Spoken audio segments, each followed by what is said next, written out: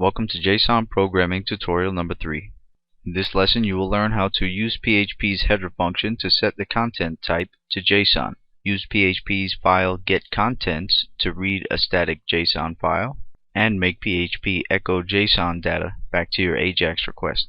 So your Ajax request is now going to call a .php file rather than a .json file. We're going to resume with the same exact files that we left off with in lesson number 2. And we have JSON tutorial2.html and mylist.json. So just make sure you have those two open and ready to start. So we'll take JSON tutorial2 and save as JSON tutorial3. Save. Now we can close JSON tutorial2. And in JSON tutorial3, all we have to do is change this to a PHP extension. .php. And we'll change the name of it to my_JSON_list.php. This way you can begin to make your JSON data come back to your applications dynamically. Now press Ctrl S to save JSON tutorial3.html. And let's highlight the name of this PHP file. Ctrl C. Let's go to File, New. Just create a new PHP file for yourself. And if you're in Dreamweaver, you can just remove all of that data. And press Ctrl S. You're going to press Ctrl V to save it as my_JSON list.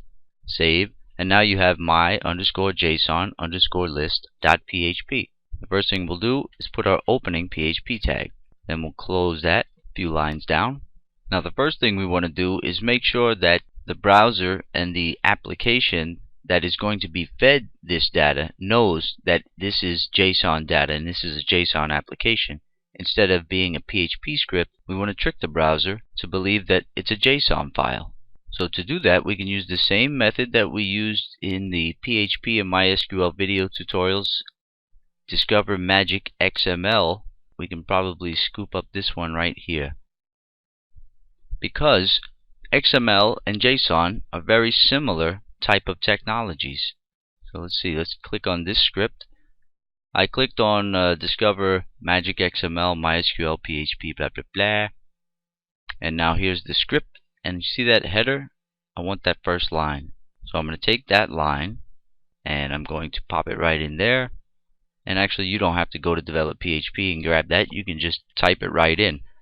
But I just wanted to show you guys that Develop PHP, we showed a whole lot of different ways that you can make your XML technology a little bit more dynamic by integrating PHP and MySQL into it. And we're going to be doing the same exact thing with you regarding JSON, showing you how to make it magical by blending PHP and MySQL with it. Now you simply want to change the content type to the same content type that our Ajax request is using, application JSON. So instead of text XML, you're going to put application/JSON. So what that does is it effectively lets the browser know and the target application that's requesting data from this file, it lets those things know that this is official JSON data, because some applications might not accept a .php extension to be processed through the application. So this is a good way to ensure that the application or the browser understands that this is JSON data, and the application can go ahead and parse it just like it was a .json file. Now in the very next line, let's just create a new variable and let's call it JSON data, and let's make that equal to single quote, semicolon, and then open up mylist.json file that we made in the second tutorial. Press Ctrl C, highlight all of the data within that file, press Ctrl C, and go back to your PHP script and just paste it in between the two single quotes there. Then under that, you're going to echo the JSON data variable. Press Ctrl S and you're done. Now what you want to do is FTP my_JSON_list.php along with JSON tutorial3.html up to your live web server, because this won't work on your local machine. Okay, here are the live results from JSON tutorial number 2. So let's just put a 3 in this place where the 2 was and run that script, and we should get the same exact output. You see? That's JSON tutorial 3, and you can see clearly that we're requesting a .php file, and that PHP file is handling the data return.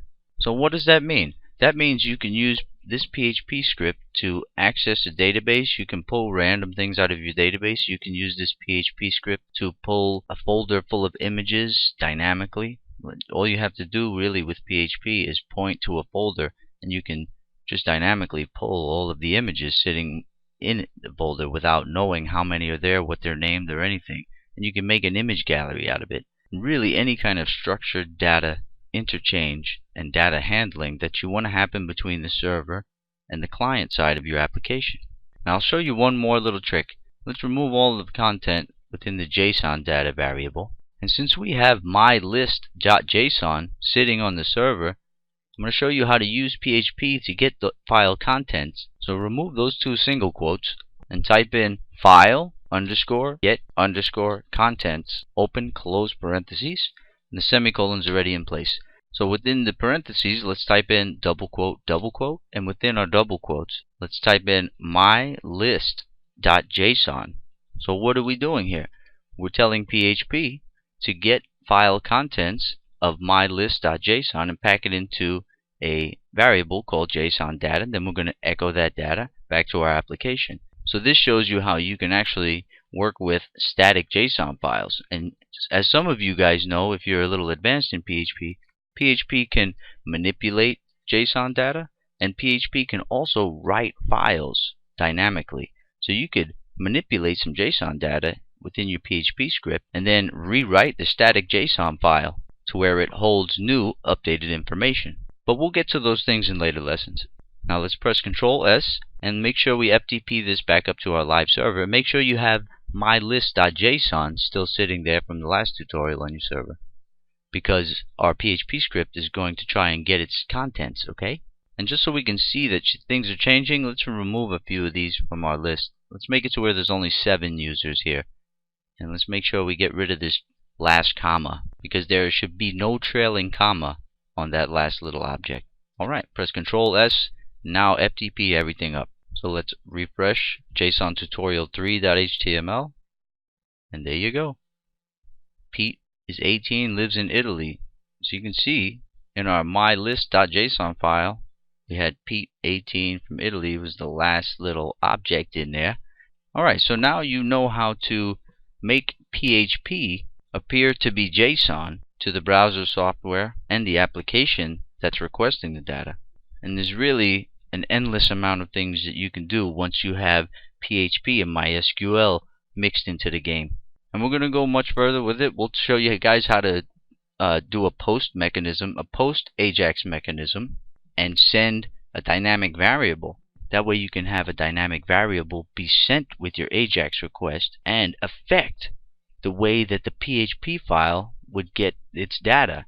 Whatever the variable might be incoming from Ajax into your PHP script here, that's how the PHP script will know maybe how to query the database, pull files out of the file system, read folder contents, and things like that. It makes the whole process a lot more dynamic when you start using your Ajax requests to post dynamic variables. Because right now we're just using the get method. And actually you can also use the get method to send dynamic URL variables over the headers. But we'll use post as a more official way to post dynamic data to the PHP script to have the PHP script react differently in a dynamic sense. Okay, we'll see you in part 4.